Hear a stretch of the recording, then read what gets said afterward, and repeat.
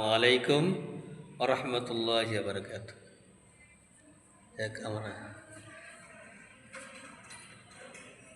আমরা আমার মামা এবং আমি আমাদের শালিগ্রাম গাজীপাড়া নতুন মসজিদে এখানে আছি।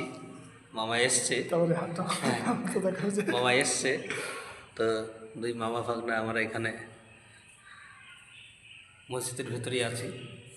আপনারা দেখছেন মসজিদের কাজকাম, আর পবিত্র রমজান মাস চলছে, বরকতপূর্ণ মাস। এই আজকে 22টা হয়ে গেল, দেখতে দেখতে রোজা পার হয়ে গেল, বরকতপূর্ণ মাস দেখতে দেখতে পার হয়ে গেল। এরকমভাবে আমাদের বয়সও দেখতে দেখতে শেষ হয়ে যাবে আর আমাদের ডাক পড়ে যাবে।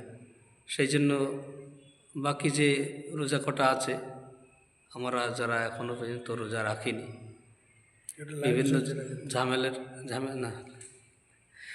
বিভিন্ন ঝামেলা দেখায় যে যখনই আমাদের রমজান মাস আসে রোজা রাখার কথা বলতে গেলেই পেটের গ্যাস বাড়ে।